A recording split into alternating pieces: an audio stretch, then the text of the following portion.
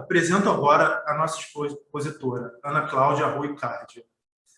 Possui graduação em Direito pela PUC São Paulo, mestrado em Direito pela PUC São Paulo e doutorado em Direito também pela PUC São Paulo. É professora de Direito Internacional Privado na Universidade Presbiteriana Mackenzie, conselheira do ramo latino-americano da Global Business and Human Rights Scholar Association, membro do ramo brasileiro da International Law Association.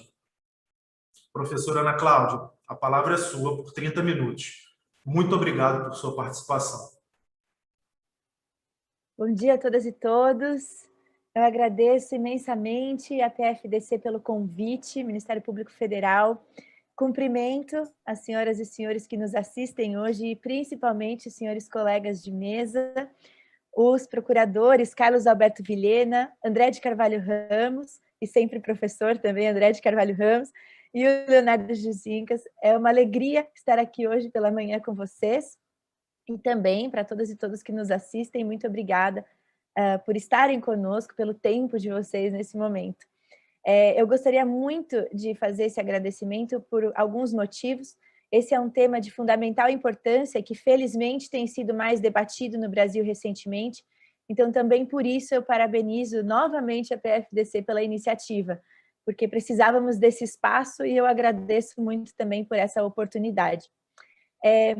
O meu papel hoje é falar sobre a responsabilização de empresas por violações aos direitos humanos e ao meio ambiente.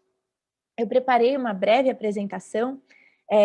Agradeceria muito também se os senhores pudessem, por gentileza, me auxiliar com o tempo. Eu confesso que eu estou aqui cronometrando, mas que muitas vezes eu me empolgo muito para falar sobre esse assunto, justamente por ser um tema, para mim, de grande apreço. Então, eu agradeço também a gentileza dos senhores, por gentileza, podem ficar à vontade também para falar aqui quando estiver acabando o meu tempo.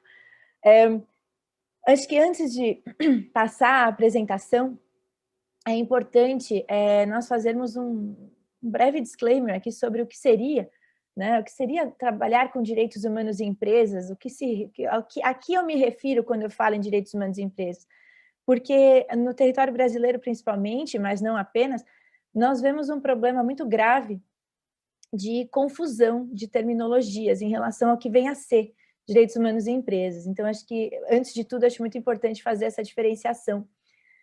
Direitos humanos em empresas acaba sendo um ramo do direito internacional que vive numa linha tênue entre o direito internacional público, o direito internacional privado e os direitos humanos, né? Então, é um ramo ali bastante multidisciplinar e que, obviamente, né, as normas internacionais, elas devem também ser implementadas por estados com um olhar sempre, né, internacionalista para essas normas, e aqui eu faço referência direta ao professor André de Carvalho Ramos, procurador André de Carvalho Ramos, esse olhar internacional para as normas internacionais, mas que os estados devem claramente adaptar essas demandas internacionais em seus respectivos territórios, a partir das suas particularidades, tanto regionais quanto locais, e por região aqui no Brasil, claro, eu me refiro à América Latina, e locais, e a partir dessas diferenciações também, olharmos para o que o internacional nos proporciona e implementarmos essas mudanças. Então, os direitos humanos em empresas, eles não são,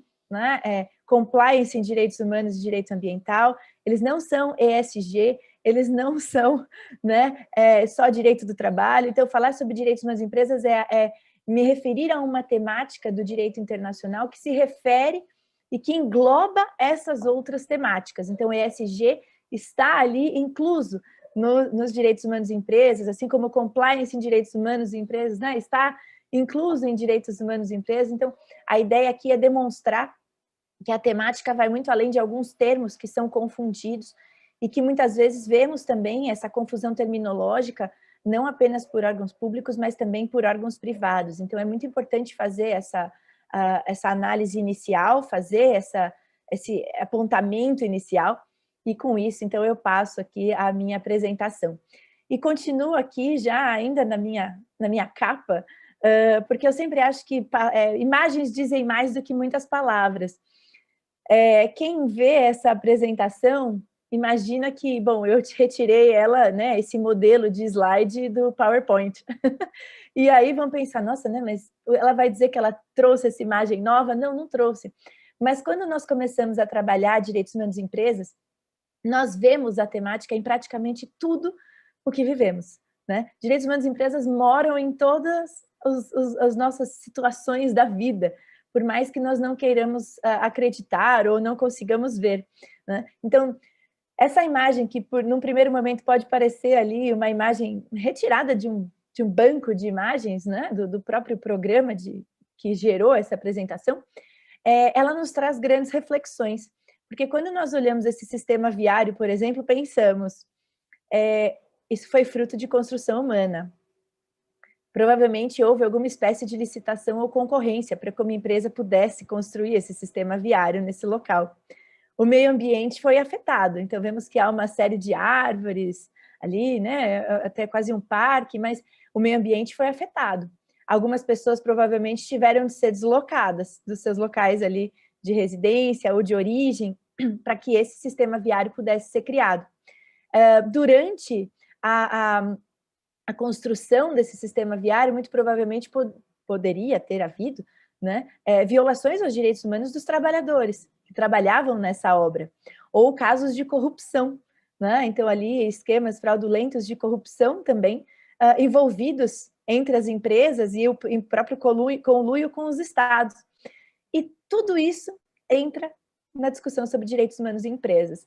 Então, de uma simples imagem, nós conseguimos verificar aí uma série de situações que podem envolver os direitos humanos em empresas, possíveis violações e, claramente, a perspectiva da responsabilização. Até poderia ir além aqui, pensando nos carros, na indústria automobilística, como o próprio procurador Carlos Vilhena mencionou agora no acordo do caso Volkswagen, né? Então, também temos aqui outras possibilidades que podem ser observadas a partir de uma simples imagem. Então, eu realmente creio nesse poder das imagens e aqui digo, por que então falarmos em direitos humanos em empresas? Agradecendo mais uma vez esse espaço. Aqui trago mais uma imagem que relata muito bem por que falarmos em direitos humanos em empresas, né? A tragédia de Rana Plaza, em Bangladesh, há 8 anos, e que matou ali mais de quase, praticamente 2.000 pessoas foram mortas por essa tragédia, na fábrica, né, um prédio que abrigava uma série de oficinas de costura em Bangladesh, oficinas de costura essas que produziam, por exemplo, roupas para grandes marcas internacionais, as quais muitas e muitos de nós vestimos ainda hoje. E muitas famílias, inclusive, até hoje, não tiveram a devida reparação. Então, também por isso que nós falamos em direitos humanos em empresa e por isso a importância desse tema. Aqui não vou me limitar, claro, à indústria têxtil, o próprio procurador também muito bem mencionou os casos de Mariana e Brumadinho, grandes tragédias ambientais e também de ordem trabalhista envolvendo, né, empresas, e aí ele também, até mesmo empresas que tinham participação de empresas estrangeiras, não somente pensando também em trabalho infantil, aqui trago uma imagem de crianças em Minas do Congo, trabalho infantil, e também não podemos nos esquecer agora, né, que migramos para o mundo digital, das violações aos direitos humanos que acontecem por empresas de tecnologia, né, em vários aspectos, sem dúvida alguma. Agora que o uso da tecnologia também é tão intenso, nós também nos deparamos com violações aos direitos humanos sob essa perspectiva, precisamos falar mais sobre isso, né? E aqui eu acredito que a pandemia, né, até em complemento à fala do senhor procurador, a pandemia nada trouxe de novo, mas ela potencializou as desigualdades e violações já existentes.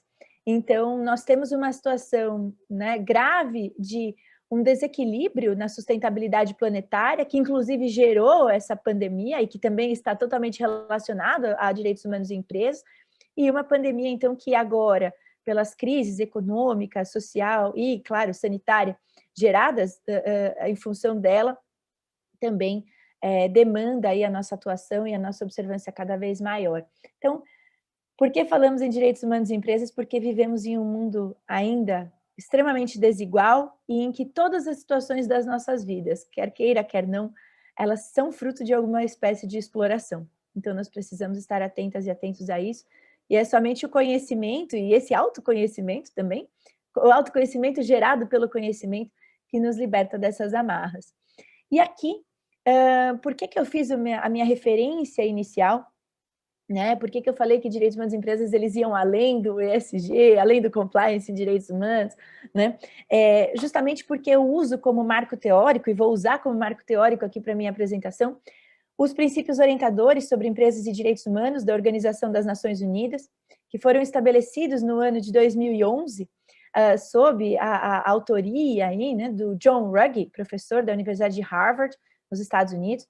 Os princípios orientadores, esse ano, até faço aqui também menção a eles novamente, eles comemoram 10 anos de existência, agora em junho de 2021, serão comemorados os 10 anos de existência dos princípios orientadores, e, sem dúvida alguma, não obstante o fato deles serem considerados como soft law, regras de soft law, ou seja, que não tem caráter vinculante perante os Estados, eles são um marco na construção teórica dos direitos humanos em empresas. E aqui, os princípios orientadores, eles consagram 3 importantes pilares, né? O primeiro deles, o dever dos Estados de proteger os direitos humanos nas atividades corporativas. Então, por meio da instituição de políticas públicas, da observância das normas internacionais e implementação correta dessas normas internacionais no território nacional.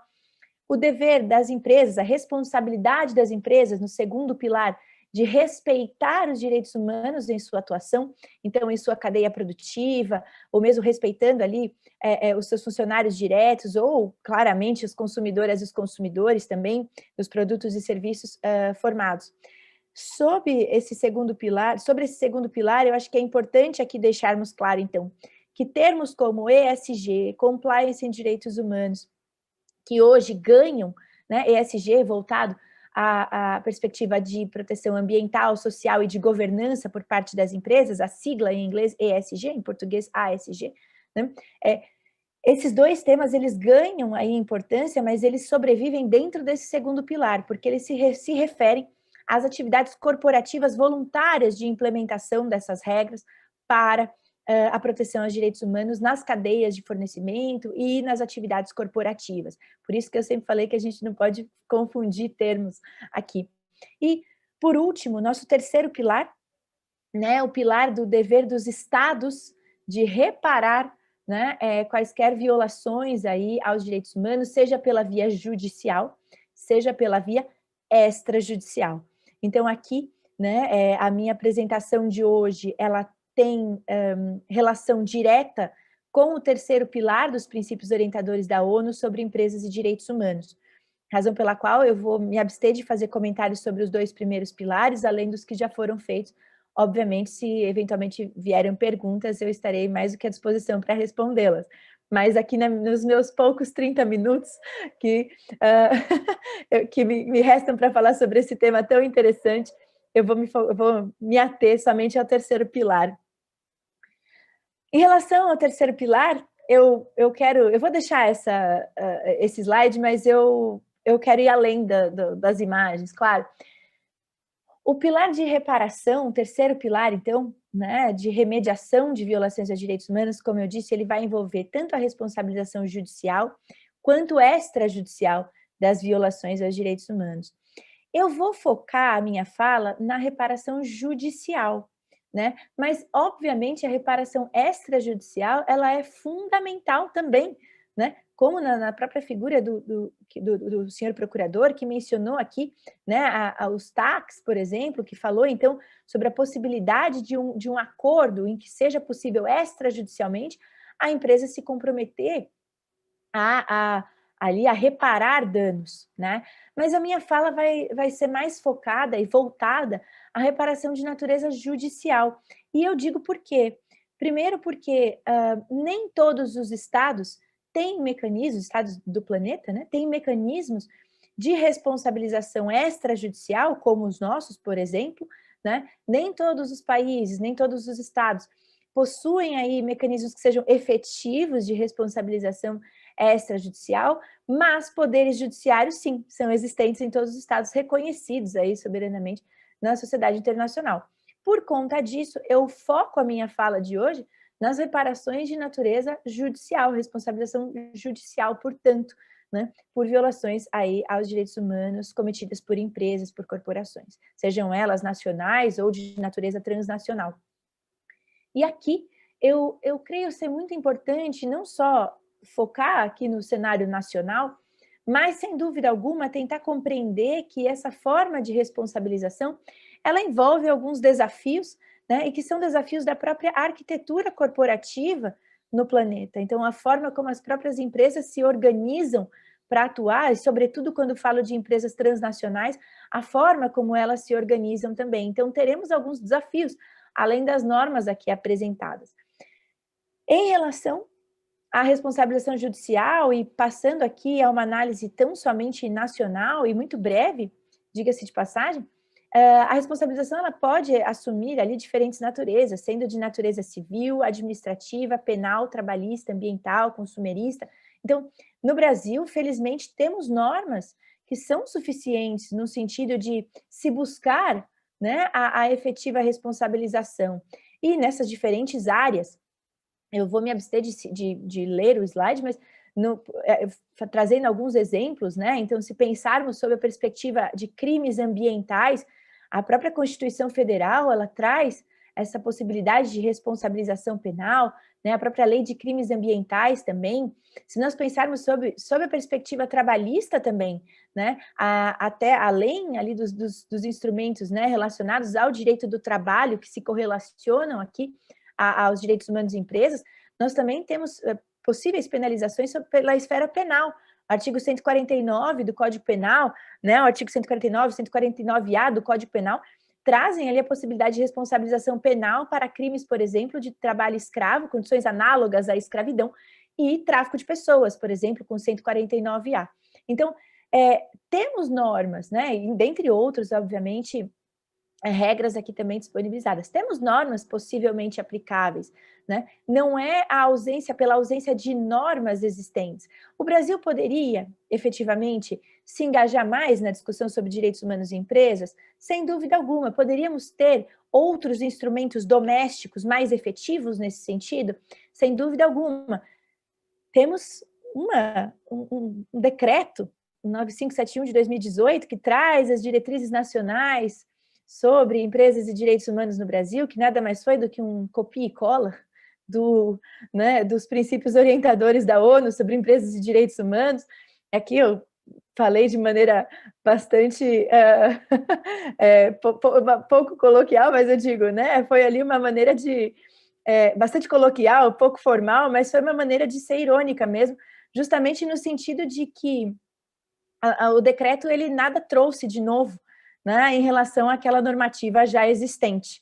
Então, o que temos aqui é um cenário de que há normas, mas elas não têm uma correlação ali mais profunda ou aprofundada com os direitos humanos das empresas, com as perspectivas dos direitos humanos das empresas. Há iniciativas agora, no plano nacional, de se estabelecer regras, temos então ali algumas iniciativas vindas do Ministério da Mulher, Família e Direitos Humanos, e também do CONINV. Então, há iniciativas no sentido de buscar criar normas nacionais de observância aos direitos humanos em empresas, mas não somente elas são, eu diria que, um tanto conflitantes, então há ali uma diferença de pressuposto a partir dos dois órgãos, e nosso decreto ele simplesmente não tem eficácia, não tem efetividade. O Brasil tampouco tem um plano nacional de ação sobre direitos humanos em empresas. Então, nós vemos que a existência de normas ela é válida, eu não estou invalidando isso, mas que muitas vezes também essas normas não são lidas à luz da temática de direitos humanos em empresas. E aqui, pensando em responsabilização judicial, em reparação judicial por violações de direitos humanos por empresa, nós temos grandes desafios a partir da implementação dessas normas já mencionadas. Um exemplo, aqui trago uma notícia de dezembro de 19, mas que se mantém atual ainda também. Em conversa recente com a Defensoria Pública do Estado de Minas Gerais, também sabemos que há ali grandes dificuldades, né, em garantir a reparação dessas vítimas.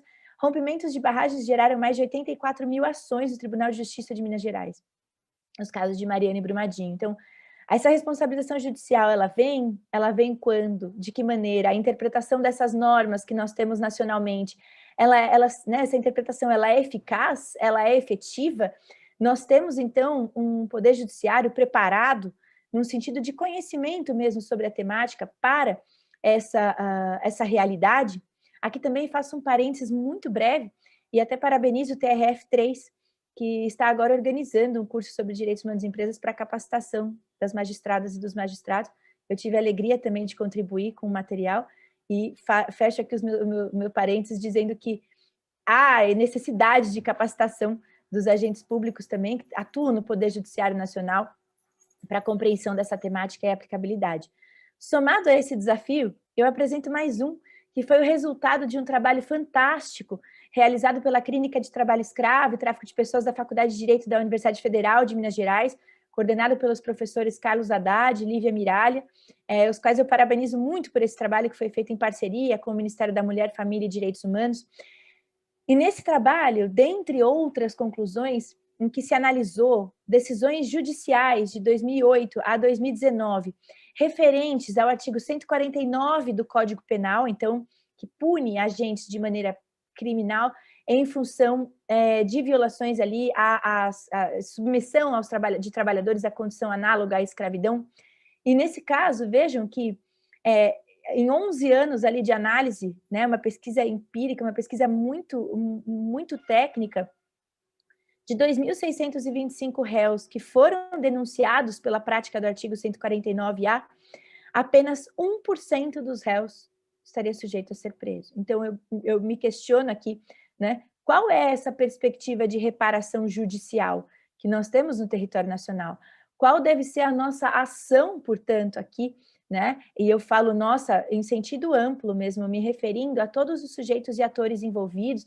Falo também aqui sobre a perspectiva de academia, então, como acadêmica, qual deve ser a nossa atuação, qual deve ser a atuação da PFDC também, né, no reconhecimento e na interpretação dessas regras de direitos humanos de empresas para poder simplesmente atuar de maneira cada vez mais efetiva, mais eficaz, como, por exemplo, no caso Volkswagen, como o próprio procurador Carlos Vilhena mencionou para nós. Então, aqui eu deixo alguns desafios, né? E o meu principal ponto que me chama a atenção aqui, dessa provocação que eu faço, é a de que, enquanto nós temos situações dessa natureza, em que casos demoram muitos anos para ser decididos, apesar da existência de normas, em que a responsabilização judicial por violações de direitos humanos das mais variadas naturezas, ela, né, tem ali a sua efetividade questionada, nós temos um problema gravíssimo de acesso à justiça, porque as vítimas dessas violações, elas continuam sofrendo, a demanda delas é urgente, né? Então, nesse caso, o nosso trabalho aqui, a nossa busca por formas de responsabilização de empresas por violações de direitos humanos, ela está intrinsecamente ligada à busca por acesso à justiça, né? E aqui eu parto de um pressuposto, claramente, de centralidade do sofrimento das vítimas, porque quando trabalhamos com direitos humanos em empresas, né, considerando a desigualdade e o desequilíbrio de poder entre os atores envolvidos, sem dúvida alguma, a centralidade do sofrimento das vítimas deve ser o pressuposto orientador de quaisquer medidas, seja aqui no caso do terceiro pilar, a que eu me refiro, mas também a outros, os demais pilares, né, relacionados a direitos humanos em empresas. E aqui, quando eu falo em acesso à justiça, eu não posso deixar de fazer menção à Agenda 2030 da Organização das Nações Unidas, com os Objetivos de Desenvolvimento Sustentável, né, e as suas 169 metas. Os 17 objetivos, eles trazem diferentes perspectivas em relação à sustentabilidade planetária, que essa é uma demanda urgente, como repito, se vivemos essa pandemia foi porque não tivemos atitudes sustentáveis até agora, né? E o Objetivo de Desenvolvimento Sustentável 16, que faz referência à paz, justiça e instituições eficazes, ele tem, então, uma correlação direta, no 16.3, principalmente, na meta 16.3, com o acesso à justiça. Então, o terceiro pilar dos princípios orientadores da ONU sobre empresas e direitos humanos, fazendo referência à reparação, eu fazendo um recorte aqui na minha fala, reparação judicial, né? Eu preciso garantir essa certeza de acesso à justiça de observância ao ODS 16, à Agenda 2030 e principalmente a centralidade do sofrimento das vítimas. Esse tema me trouxe uma inquietação muito grande, tanto trouxe que eu fiz uma pesquisa sobre esse tema e estabeleci as bases de uma teoria de responsabilização de empresas por violações de direitos humanos, obviamente uma teoria que merece ser questionada, que merece ser aprimorada, né? O trabalho da academia é justamente de criar teorias para que elas possam ser refutadas e a gente possa continuar sempre aí defendendo os nossos pontos de vista. Então, então eu aqui, sob a perspectiva da academia, criei, estabeleci ali uma teoria de responsabilização de empresas por violações de direitos humanos, a qual eu denominei transterritorialidade, e eu fiz para fugir ali de um termo técnico conhecido, né, chamado extraterritorialidade, na busca de jurisdições competentes para a responsabilização de empresas por violações de direitos humanos. Meus pressupostos, né, aqui para falar um pouco sobre uma forma de responsabilização, a qual eu acredito ser a mais válida aqui nesse cenário que eu apresentei de maneira muito breve, mas nós temos uma situação em que vítimas continuam perdendo a vida e não tendo a reparação, portanto, a centralidade do sofrimento das vítimas, a alteridade, então, né, essas duas perspectivas são fundamentais e são pressupostos. Mas, para mim, né, a verdadeira responsabilização, ela viria a partir de uma combinação de elementos que estão ligados também ao direito internacional privado, ao direito internacional público, aos direitos humanos, né, que seria a busca por uma jurisdição competente, que fosse efetivamente competente para aceitar ali demandas de violações de direitos humanos cometidas por empresas. Nesse caso, eu também faço referência à ampliação de regras de jurisdição por parte dos estados de civil law, ou mesmo uma interpretação ampla de regras de jurisdição por parte de estados de common law, aqui numa ideia de extraterritorialidade, então sob a ótica da busca de jurisdição, o termo extraterritorialidade se referiria a esse aspecto. Temos algumas decisões recentes em que casos, demandas, foram aceitas a partir de um critério de extraterritorialidade. Aqui no Brasil, por exemplo, até menciono o famoso caso Biocon, em que a empresa Odebrecht foi condenada na Justiça Trabalhista por ter submetido trabalhadoras e trabalhadores a condições análogas à escravidão em Angola, numa usina de produção de energia a partir da biomassa em Angola, mas também temos outros casos paradigmáticos também no Reino Unido, no Canadá, são estados que seguem o regime da common law, mas ainda assim têm começado a aceitar ali demandas que tangenciem outras jurisdições, então a extraterritorialidade é uma perspectiva importante, essa ampliação e essa interpretação ampla das regras de jurisdição. Mas somado a isso, creio eu que uma vez que possamos chegar a essa aceitação dessas demandas, na análise do mérito dessas demandas, nós também precisamos de uma outra visão. E essa visão é aqui né, somada à extraterritorialidade da busca de jurisdição, e agora aqui no mérito, é esse conjunto que eu me refiro como transterritorialidade. Nesse caso, nessa interpretação das questões de mérito, as autoridades judiciárias, elas precisam não apenas conhecer suas normas internas, mas, interpretá-las à luz de uma temática de direitos humanos em empresas, quando esse for o caso, obviamente, é que eu me refiro, né? Mais do que isso, que tenhamos ali uma cooperação jurídica internacional que seja efetiva, eficaz e voltada à centralidade do sofrimento das vítimas e voltada à gramática dos direitos humanos. Aqui eu também faço referência expressa aos trabalhos do professor André de Carvalho Ramos, em relação à cooperação jurídica internacional e o seu caráter, né, de tangenciamento com os direitos humanos, sua correlação direta, em verdade, com os direitos humanos, e essa interpretação heterárquica das normas, que não mais haja uma perspectiva de que a norma internacional ela deve ser ali interpretada de maneira distinta, mas que ela deve ser vista à luz, claro, de uma realidade interna, mas que ela seja respeitada em sua plenitude. Além disso, um diálogo entre as autoridades judiciárias, o conhecimento de jurisprudência sobre direitos humanos em empresas em outros países, então, uma análise comparativa também de decisões que nos permita, a partir de nossas realidades e de nossas normas, também ter mais eficácia, mais efetividade nas decisões. Então, aqui, a minha teoria, ela conjuga não só a busca de jurisdição, mas também a busca de decisão de mérito dessas decisões.